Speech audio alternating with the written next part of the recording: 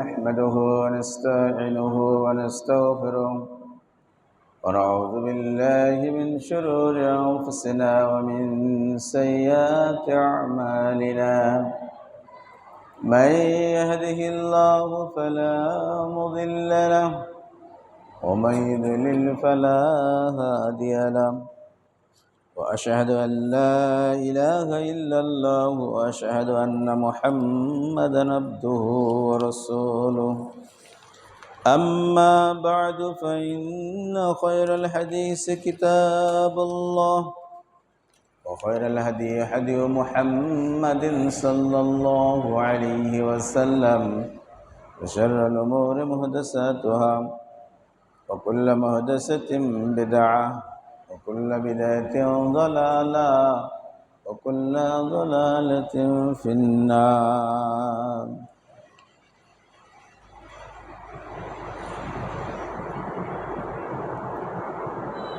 أعوذ بالله من الشيطان الرجيم ومن الناس من يشتري لهو الحديث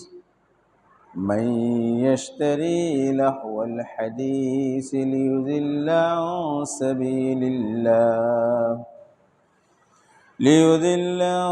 سبيل الله بغير علم ويتخذها هزوا أولئك لهم عذاب مهين.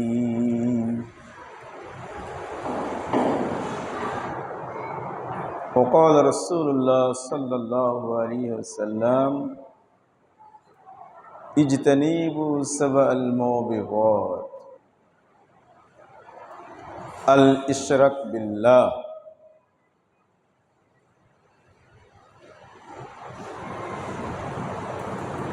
সম্মানিত উপস্থিতি, মহতারাম মুরব্বিয়ান, সমবয়স্ক বন্ধুবর্গ, স্নেহের কচিকাচারা, ভার্চুয়াল জগতের সম্মানিত দর্শক ও শ্রোতা মণ্ডলী, পর্দার অন্তরালে মা ও ভগ্নীগণ, সপ্তাহের এই দিনে আমরা সর্বপ্রথম বিশ্বনিয়ন্তা, সৃষ্টিকর্তা, লালনকর্তা, পালনকর্তা রব্বুল ইজ্জাতের প্রশংসা জ্ঞাপন করি। সবাই সমস্বরে বলি আলহামদুলিল্লাহ।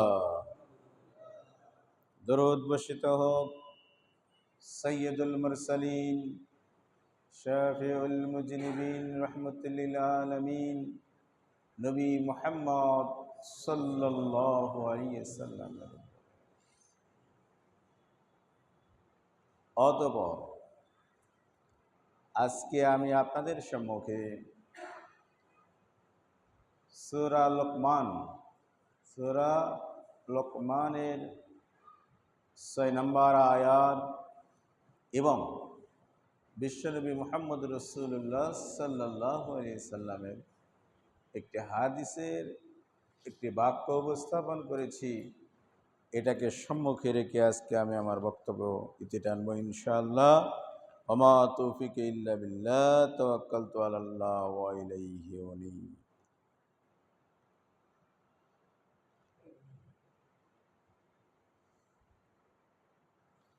আমরা সবাই জানি, যারা আস্তিক তথা আল্লাহ যারা বিশ্বাসী বা সৃষ্টিকর্তাই যারা বিশ্বাসী, সবাই আমরা মনে করি সব কিছুর মালিক কে? আল্লাহ। যেমনটা আল্লাহ রাব্বুল আলামিন মহাগ্রন্থ আল কোরআনের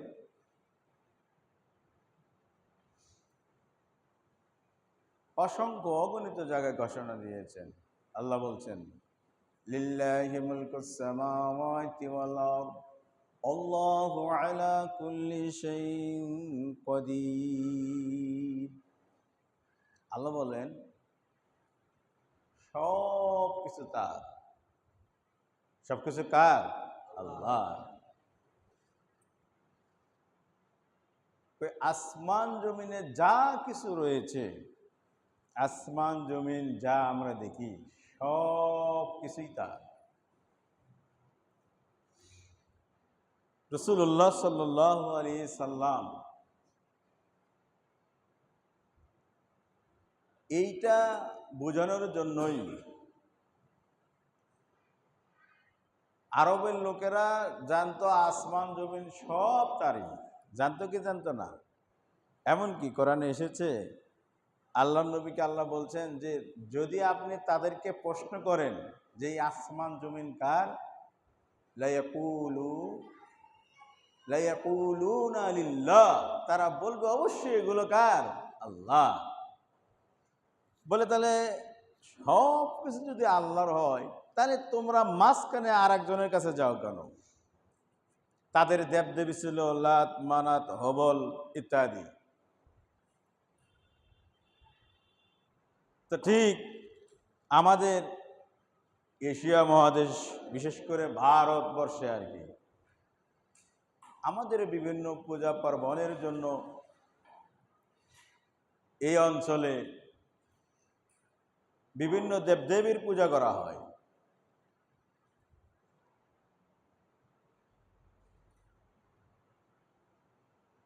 তো এই পূজা অর্থে তারা অনেক কিছু করে, বিশেষ করে সনাতন ধর্ম অবলম্বন যারা করে, আমরা বলি যে হিন্দু আর কি। যদিও হিন্দু শব্দটা তাদের ওইভাবে বলা হয় না। হিন্দু একটা সিন্ধু নদীর প্রবাহিকায় যারা বসবাস করে তারা সবাই হিন্দি। যেমন আমাদের মুসলমানদেরকে আরবি ভাষায় হিন্দি বলা হয়, মানে হিন্দু। আরবি যখন আরবরা বলে যে আনতা মিনাল হিন্দ, মানে তুমি হিন্দু। হিন্দু মানে সিন্ধু নদীর অববাহিকায় যারা বসবাস করে, মানে ভারত বা বাংলাদেশ, পাকিস্তান, আসাম, এই অঞ্চলগুলোকে তারা এরকম বলে। মূলত আমরা এখন বলি হিন্দু ধর্ম আর কি। তো এই ধর্মে অনেকগুলো জিনিস আছে।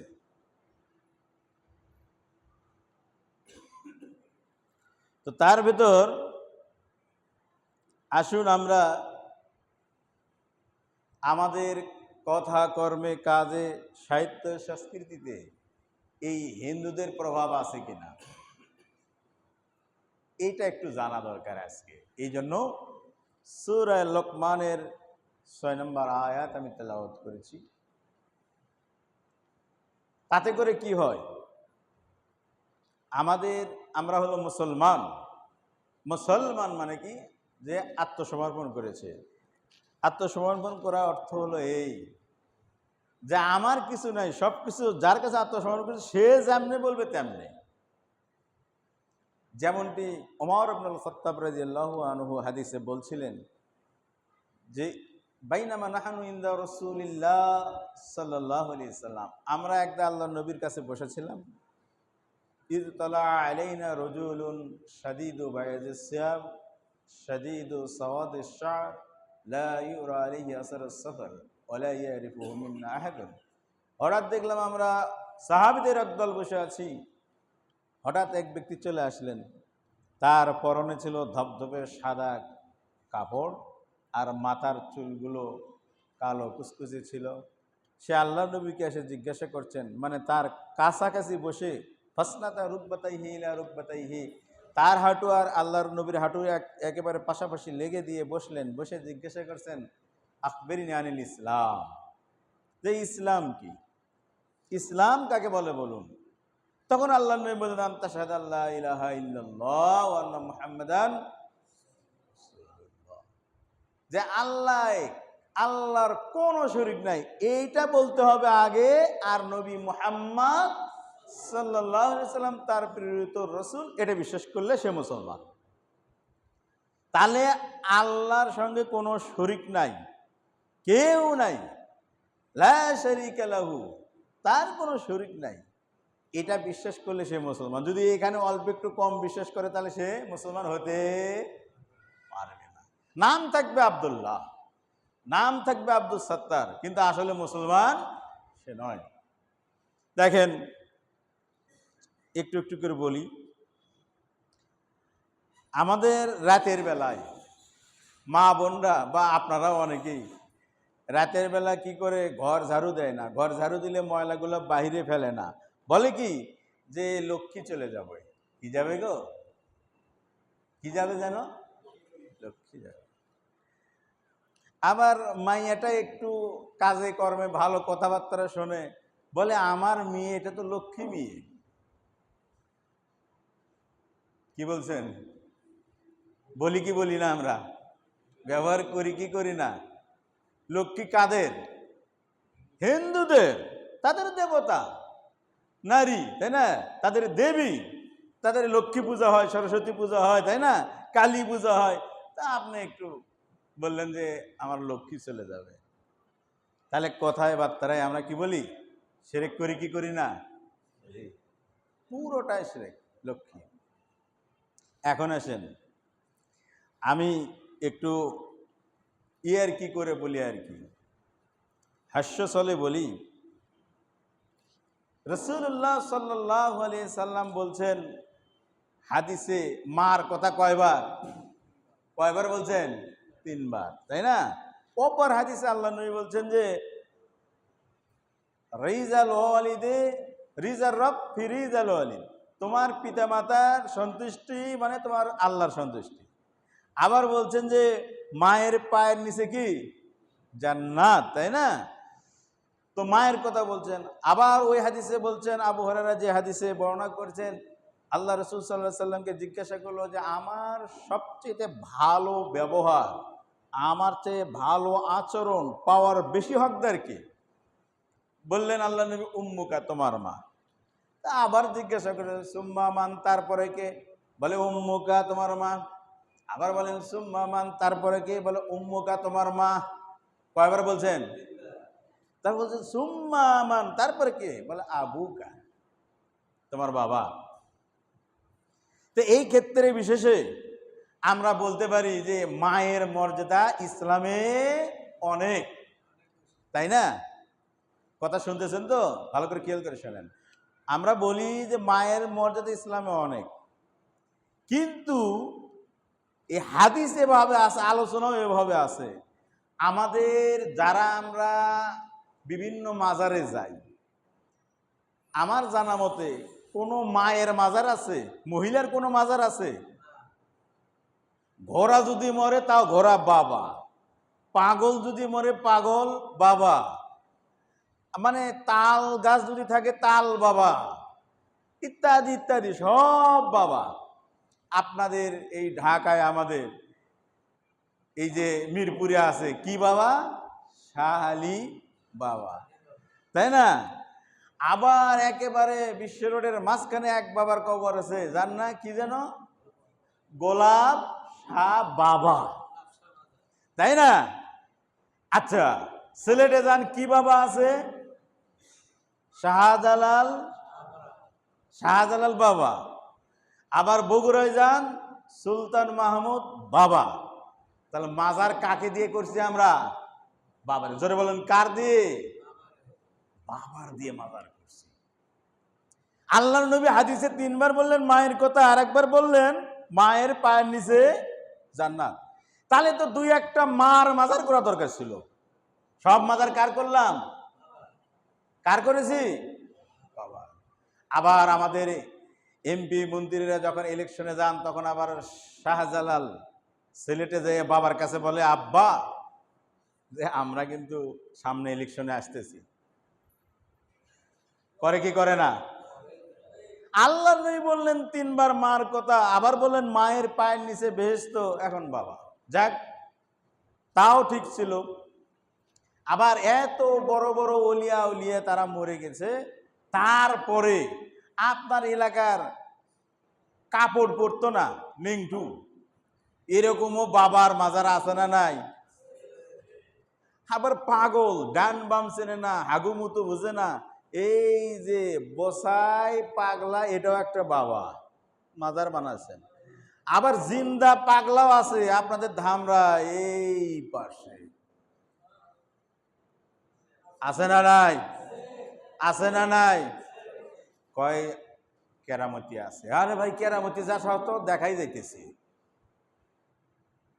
কয় বাবার ভিতরে অনেক কিছু আছে, যা আছে তা তো দেখাই যাইতেছে, কাপড় পরে না দেখা যাইতেছে না, কথা কয় না, দেখা যাইতেছে না, যাইতেছে না, অনেক কিছু আছে, যা আছে সব তো দেখাই যাইতেছে।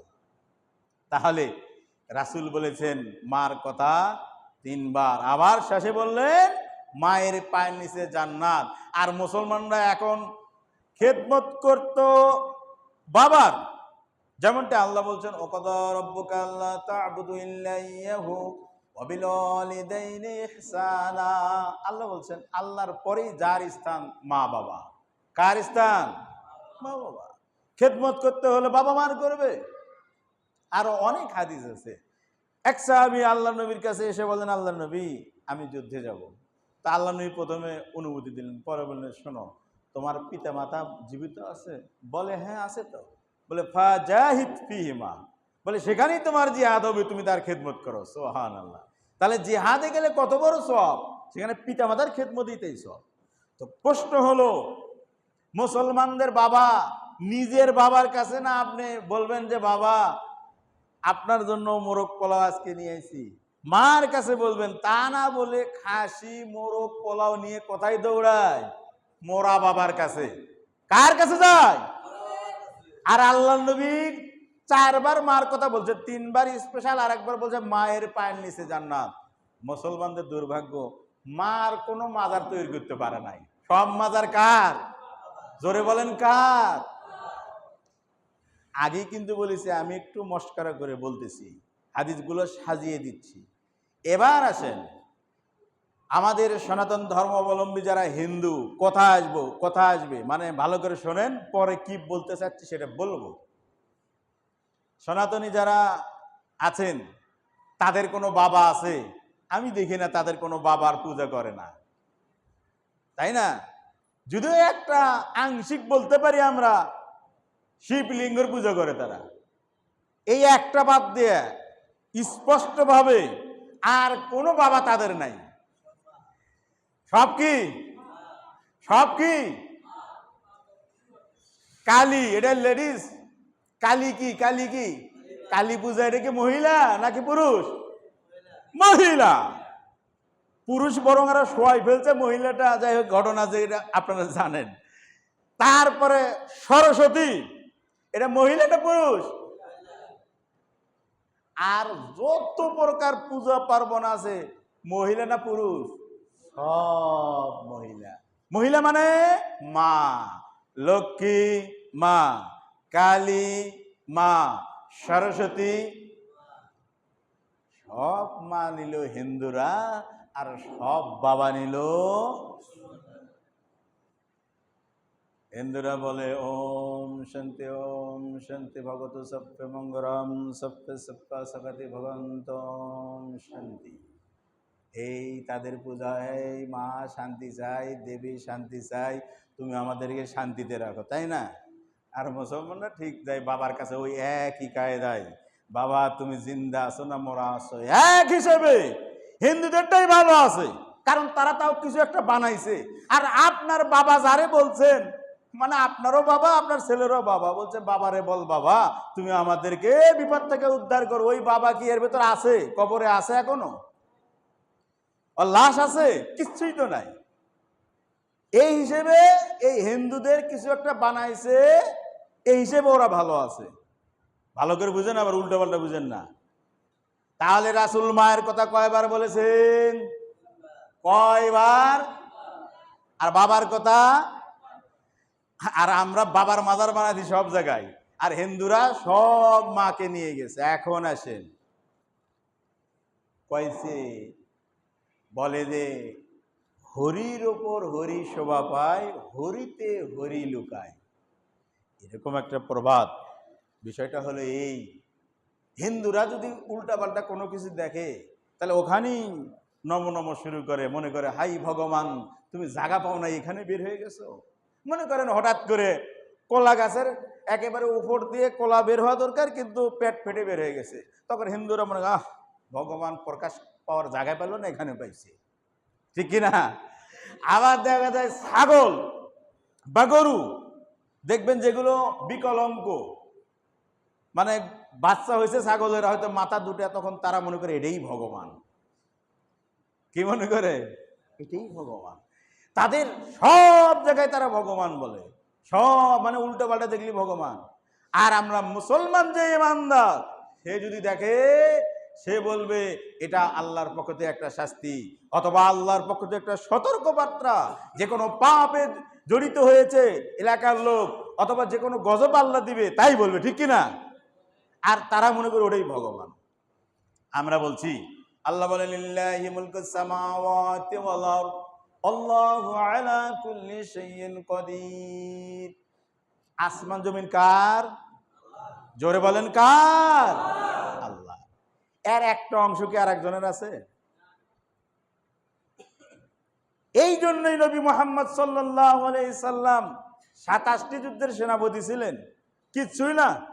কাবা শরীফ যেটা আমরা বলি, মূল ঘরের ভেতর দেবদেবী ছিল কি ছিল না?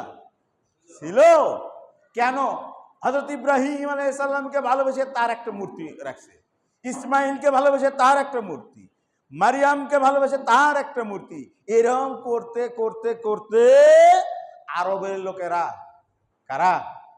আরবের লোকেরা, এরা মনে করলো এটা তো মহা বড় পবিত্র ঘর, তাই না?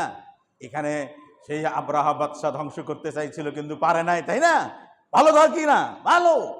শেষে তারা সিদ্ধান্ত নিয়েছিল এক পর্যায়ে যে এখানে লাত মানে আল্লাহ হচ্ছে পুরুষ, আর তার মন্নাস বানাইছে লাত, তার একটা মূর্তি আছে এখানে।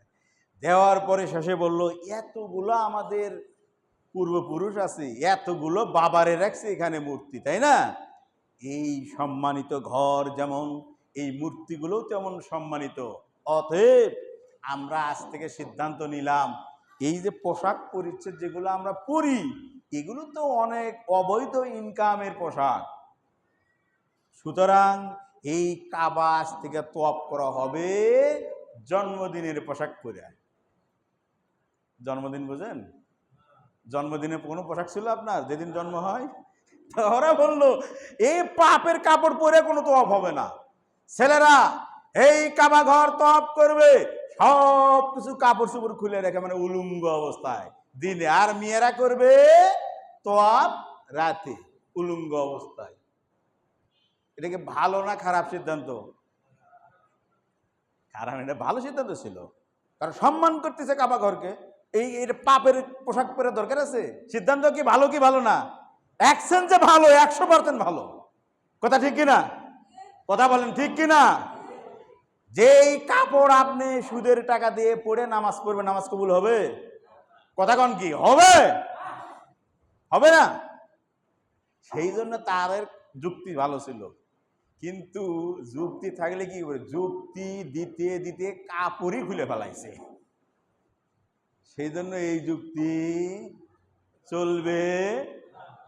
তো এখন আপনিও তাই, অনেক আছে না কঠিন ইমানদার, আপনারা অনেকে আছেন না, বলে তুই খাইছো সুদের টাকা, পড়ছো সুদের টাকা, এগুলোতে নামাজ হবে না। এখন সব যদি ওর মাসলা যদি খুলতে থাকেন, তাহলে তো আপনিও সেই কায়দায় পড়ে যাবেন, ঠিক কিনা? এখন কোথায় আসেন, লিল্লাহি মা ফিস সামাওয়াতি ওয়া মা ফিল আরদ, আল্লাহর জন্য আসমান এবং জমিনে যা কিছু সব। যেই কথাটা বলা দরকার সেটা হলো আল্লাহ রাব্বুল আলামিন বলছেন ওয়ামিনান নাসি মান ইয়াশতারি লাহওয়াল হাদিস, মানুষের অনেক আছে যারা অমূলক কথা ক্রয় করে, যেটা আসলে এর কোনো দলিল প্রমাণ আদি নাই, এটা করে লিইউযিল্লা, যাতে করে পথভ্রষ্ট করা হয়, মানুষকে পথভ্রষ্ট করা যায়, আন সাবিলিল্লাহ, আল্লাহর পথ থেকে, আল্লাহর পথ থেকে, সঠিক পথ থেকে মানুষকে পথভ্রষ্ট করার জন্য অনেক মানুষ আছে মিথ্যা বানোয়াট কিছু উপস্থাপন করে। বিগয়রি ইলম, তারা জানে না বিষয়টা, ওয়ায়াত্তাখিযাহা হুজুয়া, এবং এটা খেল তামাশা হিসেবে গ্রহণ করে। উলাইকা লাহুম আযাবুম মুহিন, তাদের জন্য কঠোর এবং কঠিন শাস্তির ব্যবস্থা আল্লাহ রেখেছেন। আমরা বললাম আসমান জমিন কার? এখন আসেন, এখন ইতিহাসের কথা বলি। আল্লাহর সঙ্গে যদি অন্য কাউকে শরীক করি আমরা, যে আল্লাহর সাথে আরো কেউ আছে, চলবে? অল্প একটু আছে, চলবে? আল্লাহর হলো আসমান আর জমিন হলো আমাদের, হবে? আচ্ছা, আল্লাহর আসমান জমিন সব ঠিক আছে, হাওয়া বাতাস এগুলো আমাদের, হবে? আচ্ছা, আল্লাহর সবকিছু ঠিক আছে, জীবন মরণ আমাদের ব্যক্তিগত বিষয়, হবে? সব কার? আল্লাহ। এখন আসেন, আপনি কিন্তু বলছেন সব কার? জোরে বলেন কার? এখন আসেন, আপনার কাজে কর্মে তো অনেকগুলো কিন্তু আর একজনেরও হয়ে গেছে অলরেডি। আপনাকে শান্তিতে রাখতে পারে কে? আমরা নামাজে সালাম ফেরার পরে বলি কি? আল্লাহর একটা নাম কি? আসসালাম, তাই না? সালাম ফেরার পরে কি বলি? আল্লাহুম্মা আনতাস সালাম, হে আল্লাহ তুমি সালাম, অমিনকাস সালাম, তোমার কাছ থেকেই সালাম। মানে শান্তির দাতাকে আল্লাহ। শান্তি আসে কোথা থেকে? আল্লাহর কাছ থেকে। এখন বিষয়টা হলো, আমরা যেই কথাটা বলতে চাচ্ছি, বাংলাদেশ স্বাধীনতা অর্জন করেছে 1971 সালে। এটা আমাদের বইয়ে লেখা আছে, আপনারা জানেন। আসলে কি 71 সালে? মুক্তিযুদ্ধে কেউ আছেন না 71 সালের?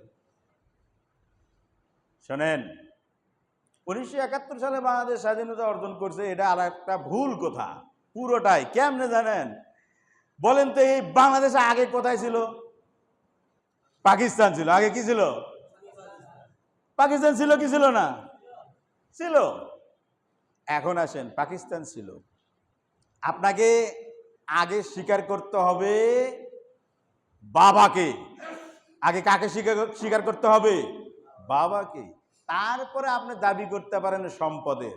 বলে আমি আব্বু মানি না, তাহলে আপনাকে সম্পদ দিব? দিব? আসেন, ফ্যাক্ট যে বিষয়টি আমরা বলতে চাই সেটা হলো এই, জাতীয় সঙ্গীত। কি সঙ্গীত? জাতীয় সঙ্গীত আমরা মুখস্থ করে আসে না প্রতিনিয়ত, প্রাইমারি স্কুলে, এমনকি আমাদের মাদ্রাসাতেও। এই যে আমি মাদ্রাসায় চাকরি করি, বাধ্যতামূলকভাবে দাঁড়িয়ে থাকতে হবে। ওই মেয়েরা দাঁড়িয়ে থাকতে হবে কেন? জাতীয় সঙ্গীত গাইতে হবে আর বাধ্যতামূলকভাবে দাঁড়িয়ে থাকতে হবে। আবার জাতীয় সঙ্গীত গাওয়া হয়েছে কি হয় নাই এটা আবার ছবি তুলে আবার ইউনো অফিসে, উপজেলা শিক্ষা অফিসে, বিভিন্ন জায়গায় পাঠাতে হবে। এটা কি? জাতীয় সঙ্গীতটা কি? আমি যতটুকু এখানে ডকুমেন্টারি লিখেছি তাতে করে আমি দেখেছি সেটা হলো 1905 সাল। কত সাল? খেয়াল করেন, 1905 সালে। সেই সময়ে বঙ্গভঙ্গ রদ একটা আন্দোলন, যারা ইতিহাস পড়েন বা জানেন। বঙ্গভঙ্গ বলতে, আমরা বাংলা ভাষাভাষী মানুষ বাংলাদেশে আছে, আসামে আছে, আবার পাকিস্তানেও কিছু আছে, আর বড় অংশ আর একটা কথায় আছে কলিকাতায়, তাই না? ভারত, তাই না? আছে না নাই? তো সেই সময়ে এই যে পাকিস্তান যে তৈরি হয়েছে, তাই না? হিন্দুস্তান আর একটা কি বলি? পাকিস্তান। তো হিন্দুস্তান আর পাকিস্তান কি কারণে তৈরি হয়েছে? কি কারণে তৈরি হয়েছে জানেন? মানে বাংলাদেশে হিন্দুরা বসবাস করবে তাই? মূলত হলো, যারা হিন্দু বা যারা সনাতন ধর্ম অবলম্বী তারা যাবে কোথায়? হিন্দুস্তানে। আর যারা মুসলমান তারা বাস করবে পাকিস্তানে। মূলত কোথায় রে? মূলত হলো ধর্ম বিষয়। মূলত বিষয়টা কি ছিল? কথা বলেন, কি ছিল? এই ভূখণ্ড তৈরি হওয়ার মূল কারণ ছিল ধর্ম। কি ছিল? ধর্ম। মিয়া ভালো করে খেয়াল করে শোনেন। খালি ফুটফাট বুটফাট কি কয় না কয় তার ঠিক নাই। বলে আমি যুদ্ধ করছি। কিসের যুদ্ধ করছো তুমি? যুদ্ধ পরে করো, আগে 1905 সালে যাও, যুদ্ধ পরে। তখন যে দেশ ভাগ আছে কিসের জন্য? ইসলামের জন্য। তুমি যদি মুসলমান না হতে, তুমি যদি ইসলাম না মানতে, তাহলে আজকে তোমাকে ভারতেই পাঠানো হতো। আগে ওই 1905 সালে তখন তোমাকে থাকতে হতো কোথায়? ভারতে। বাংলাদেশে আসছি কেন আমরা? এখানে আমাদের অনেকের পূর্বপুরুষ ভারত থেকে বাংলাদেশে কেন আসছে? ইসলামের জন্য। কিসের জন্য? কিসের জন্য? ইসলামের জন্য আসছি। যে আমরা এখানে মুসলমান, আমরা আমাদের গরু যখন ইচ্ছা তখন কি করব? তখন খাবো। ভারতে কি তাই পারে? সম্ভব হয় সব জায়গায়? এই জন্য মূলত তাহলে এখন আসেন, পাকিস্তান আর হিন্দুস্তান কিসের কারণে বিভক্ত হয়েছে? ধর্মের কারণে। কথায় আসেন, সোজা হয়ে আসেন। এবার পাকিস্তানের দুটো অংশ, একটা হলো পূর্ব পাকিস্তান আর একটা হলো, তাহলে ওই 1905 সালে, তাই না, ধরেন একটা বিষয় ছিল যে বঙ্গভঙ্গ রদ, বাংলার দুটা অংশ, একটা হলো কলিকাতা আর একটা হলো কি বাংলাদেশ।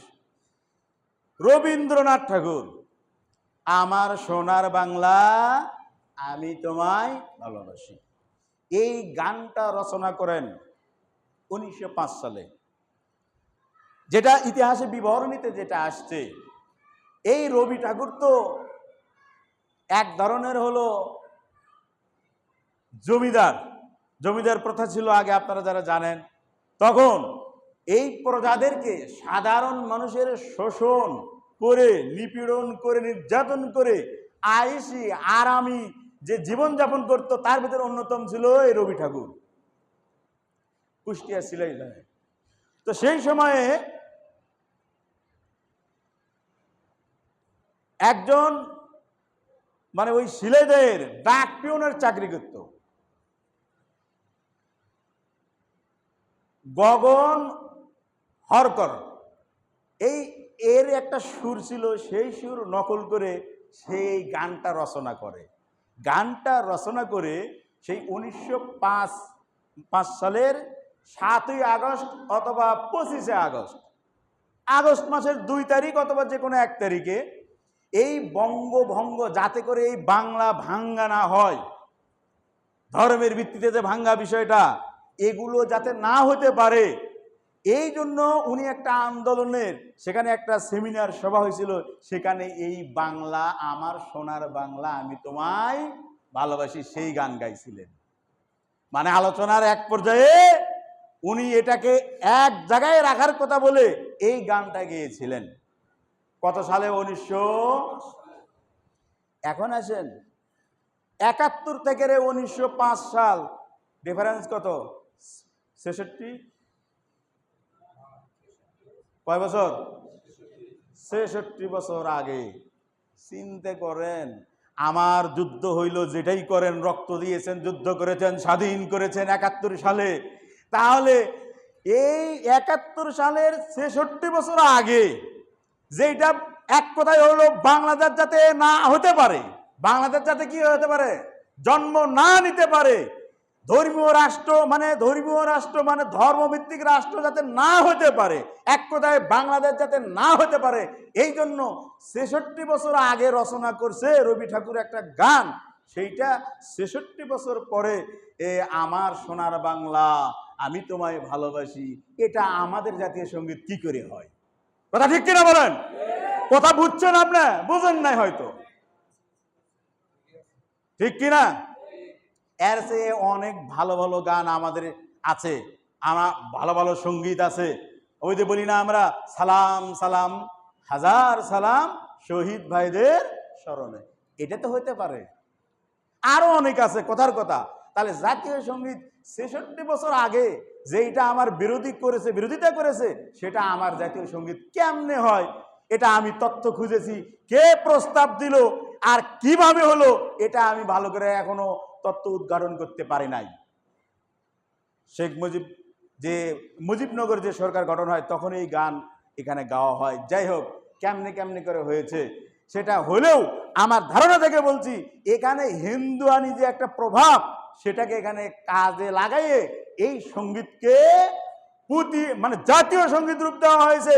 এই সঙ্গীতের প্রতিটি লাইন যদি কোনো মুসলমান বিশ্বাসে গায় অথবা শোনে, পাপ হবেই হবে নিশ্চিত। কেমনে? আসেন, আমরা আগেই বলেছি, আল্লাহ, আসমান জমিন সব মালিক কে? সব মালিক কে? আর জাতীয় সঙ্গীতে আমাকে সকালবেলা, শিশু বাচ্চাকে সকালবেলা শোনানো হয়, আমার সোনার বাংলা আমি তোমায় ভালোবাসি। সোনার বাংলা মানে কি? সোনার বাংলা মানে এখানে অর্থ দাঁড় করানো হয়েছে এটা যে আসলে বাংলাদেশ কি সোনা দিয়ে তৈরি, বিষয়টা তাও না, ফালতু একটা জিনিস আর কি, পুরোটাই ফালতু। তারপরে অনেকে বলছে সোনা মানে যখন ধান পেকে যায় ধানের ক্ষেত তখন সোনালি রং ধারণ করে। আচ্ছা করছে, তাতে কি হয়েছে? এই জাতীয় সঙ্গীত জাতির ভাব ধারা সেখানে থাকতে হবে।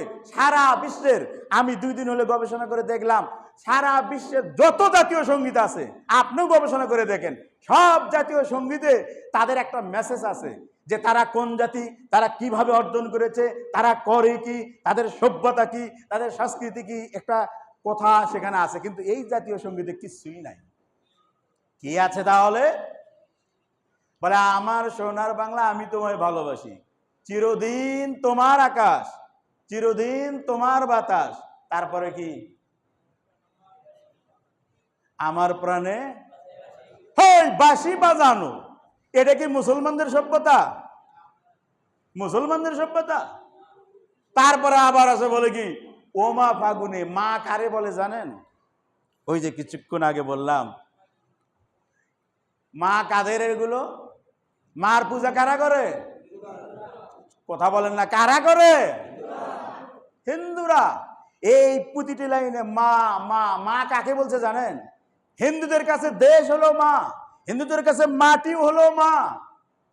এই দেশ, এই মাটি, এই জায়গার সব কিছুর মালিক কে? জোরে বলেন কে?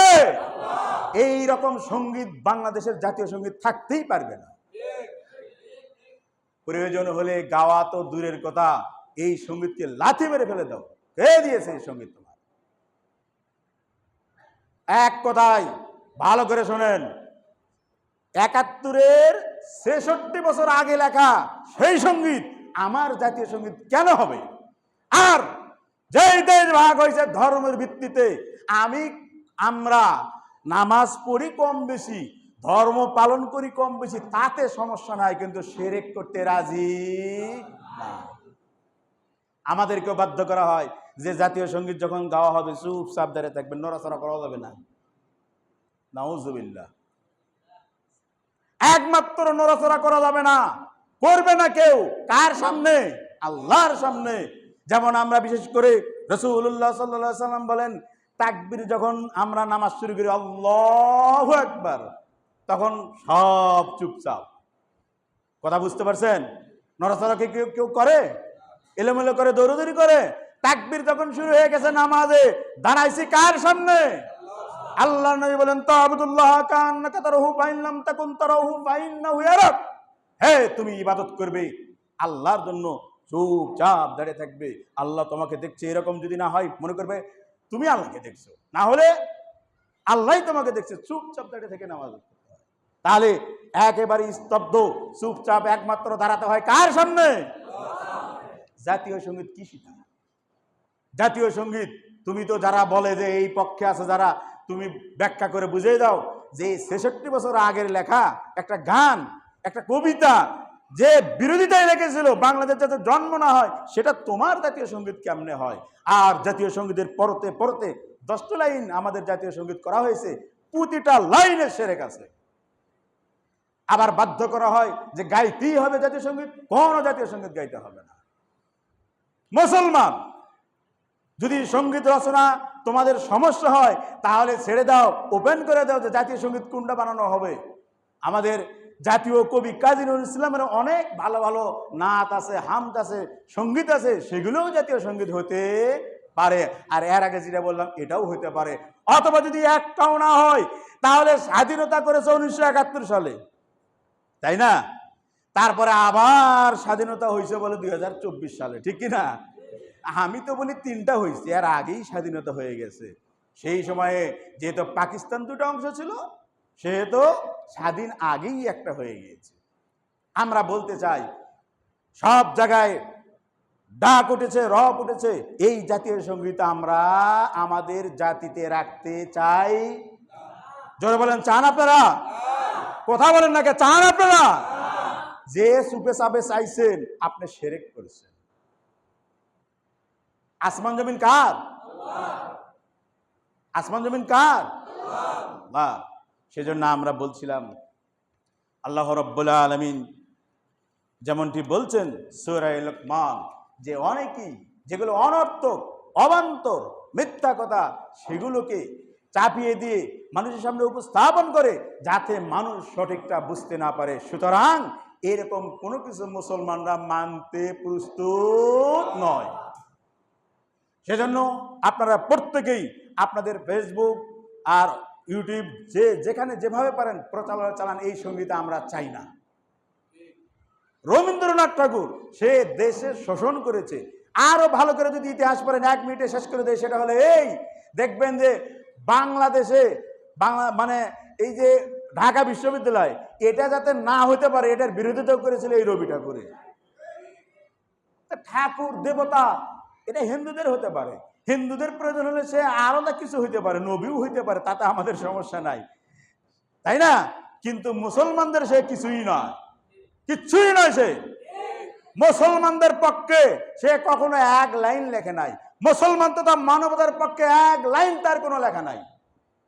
সব সময় এই দেশ বাঙালি মুসলিমরা যাতে অসুবিধায় থাকে সেই জন্য তার সমস্ত লেখা, এবং জাতীয় সঙ্গীত তাই, যেটা আমার সোনার বাংলা আমরা বলি। আসুন আল্লাহ রাব্বুল আলামিন আমাদের সবাইকে তৌফিক দান করুন, আল্লাহুম্মা আমিন। মনে রাখবেন, এই জাতীয় সঙ্গীত যেখানে আছে বইয়ের যত পৃষ্ঠা আছে সব ছিঁড়ে ফেলেন, ছিঁড়ে পুড়েন, আগুন লাগিয়ে দেন, দিয়ে ফেসবুকে দেন যে আজ থেকে জাতীয় সঙ্গীত পুড়িয়ে দিলাম, কিচ্ছুই হইব না। ঠিক আছে? জাতীয় সঙ্গীত পুরোটাই শিরক। আপনি পড়লেই বুঝবেন, খালি মা মা, মাটি মা, দেশ মা, আবহাওয়া মা, বাতাস মা, এই যত কিছু সব মাই করেছে। কে করেছে? সব মা করেছে। কে করেছে? সব কে করেছে বলেন? লিল্লাহি মা ফিস সামাওয়াতি ওয়া মা ফিল আরদ। আল্লাহর জন্য আসমান জমিনে যা কিছু আছে, আমার জীবন, আমার মরণ, আমার রক্ত মাংস, সব কিছু কার জন্য? আল্লাহর জন্য। আসুন আমরা আজ থেকে প্রতিজ্ঞা করি, আমাদের চলনে বলনে কথায় বার্তায় কোথাও শিরক যাতে না থাকে। শিরক থাকবে না। আমি ইবাদত কম করেছি কিন্তু না বুঝে আন্দাজে শিরক করতে রাজি নয়। এই জাতীয় সঙ্গীত যেখানে গাওয়া হবে দাঁড়িয়ে থাকা পুরোটাই শিরক। কিন্তু আমাদেরকে একসময় বাধ্য করা হতো যে জাতীয় সঙ্গীত গাইতে হবে, চুপচাপ দাঁড়িয়ে থাকতে হবে। কেন দাঁড়িয়ে থাকবো? আল্লাহ তৌফিক দান করুন আমরা যাতে আমাদের ঈমান নিয়ে বেঁচে থাকতে পারি, এবং এই ঈমান সহ যাতে মৃত্যু হয় আমাদের। আল্লাহ কবুল করুন, আল্লাহুম্মা আমিন। আকুলু কওলি হাযা আস্তাগফিরুল্লাহ ওয়া লাকুম ওয়া লিসাইরিল মুসলিমিন। আসসালামু আলাইকুম।